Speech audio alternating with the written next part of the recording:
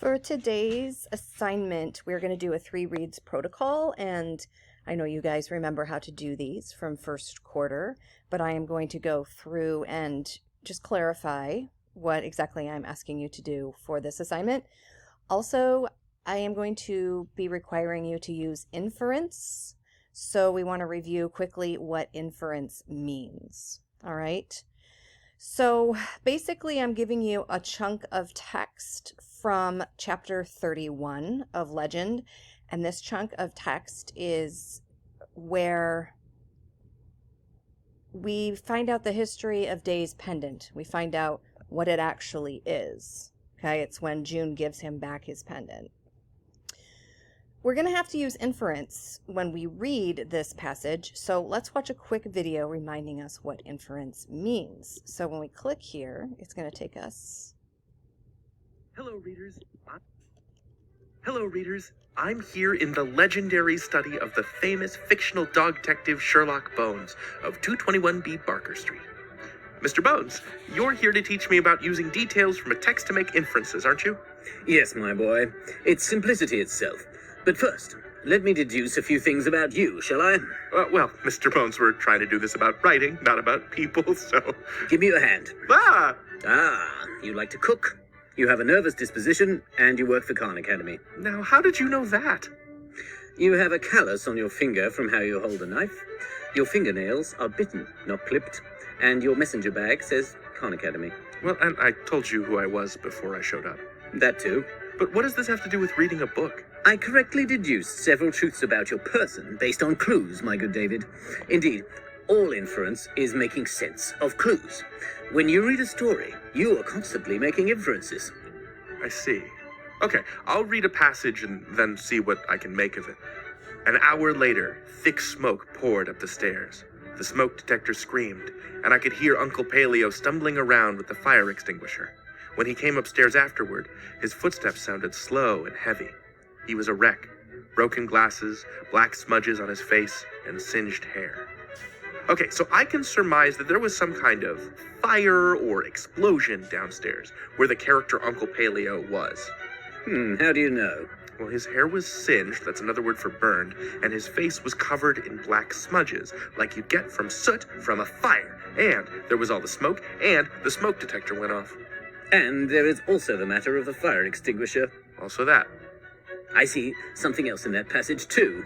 What's that, Mr. Bones? Uncle Paleo was exhausted by putting out the fire. Huh? How can you tell? Where does it say that? Well, it doesn't. That's inference, my lad. Note here how it says, his footsteps sounded slow and heavy.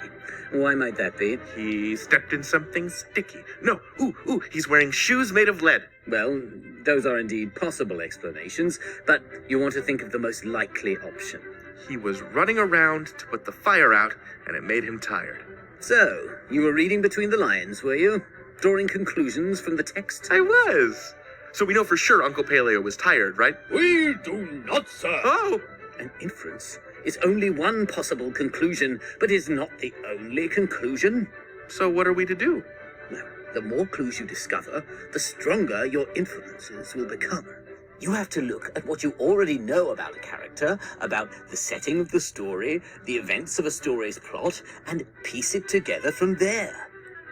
You know that fires create lots of black dust or soot, so it strengthens your argument in favor of a fire. And it's background knowledge like that about the way the world works that will serve you as a reader and as a maker of inferences. Apply what you know to the world of the story and make inferences based on that. And then I can become the world's greatest consulting detective? You can become like the world's 50th greatest consulting detective.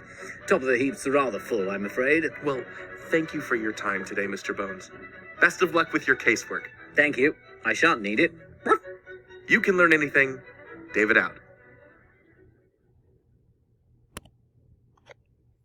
All right, so inferences. When we make inferences, basically we take the background knowledge that we already know, and then we take the evidence that we find in the story and we combine them.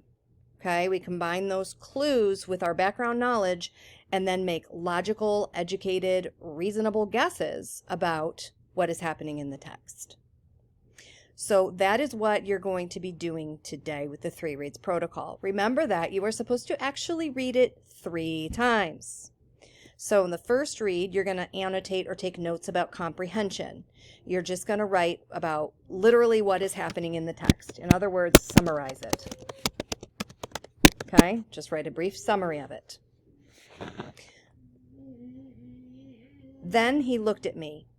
I remember studying his face. Dad's official job in the Republic was to clean up after the war front's soldiers, of course, but there were always hints that this wasn't the only job he had. Hints like the stories he sometimes told about the colonies and their glittering cities, their advanced technology and festive holidays. Okay, sorry. From what just happened in my house while I'm trying to teach from home, you can infer that I have a dog. And you can also probably infer that my dog heard something outside that made her go absolutely ballistic. Even though you didn't see the dog, but you heard the dog. All right, so let's go back to the reading here. I am so sorry. So we ended with the sentence, hints like the stories he sometimes told about the colonies and their glittering cities, their advanced technology, and festive holidays. At that moment, I wanted to ask him why he was always gone, even after his warfront rotation should have returned him home, why he never came to see us. But something else distracted me. There's something in your vest pocket, Dad, I said. Sure enough, a circular bump was pressed against the cloth. He chuckled, then took out the object. So there is, Daniel. He glanced up at our mother. He is very perceptive, isn't he? Mom smiled at me.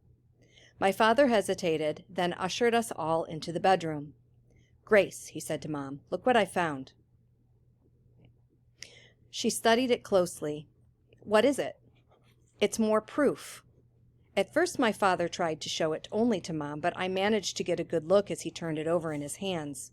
A bird on one side, a man's profile on the other. United States of America, In God We Trust, $quarter embossed on one side, and Liberty and 1990 on the other. See? Evidence. He pressed it into her palm. Where did you find this? Mom asked. In the southern swamplands between the 2 war fronts.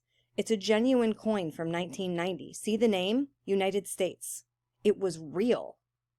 My mother's eyes gleamed with excitement, but she still gave Dad a grave look. This is a dangerous thing to own, she whispered. We're not keeping this in the house. My father nodded. But we can't destroy it. We have to safeguard it. For all we know, this might be the last coin of its kind in the world. He folded my mother's fingers over the coin.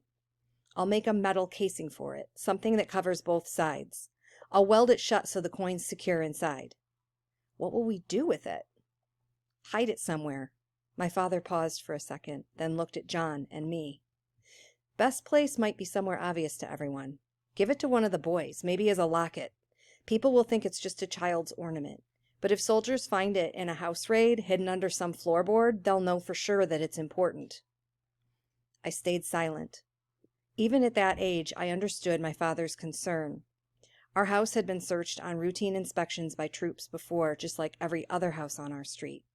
If Dad hid it somewhere, they'd find it.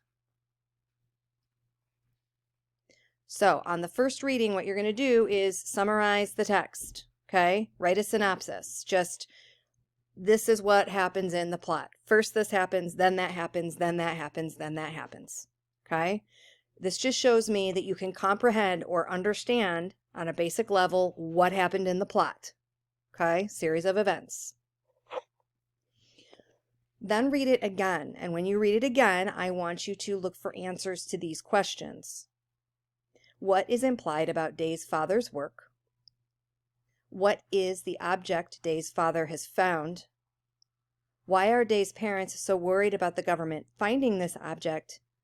And why would they want to save an object that could get them into trouble with the Republic? So look for answers to these questions, and as you find them, I want you to actually type your responses in the notes, okay? And then I want you to read it one more time. Remember, this is a 3 reads protocol, not a 1, a 2, but a 3. And on the third raid, I want you to connect it to the context of the greater world. Okay, connect it to your own life and our world. So you are going to reflect on the following 3 questions. Do you believe that our government deliberately hides information from the public? Explain your reasons for your opinion. So if you think they do, say, give your evidence or whatever you think your evidence is, and then explain yourself. I expect 2 to 3 sentences per question.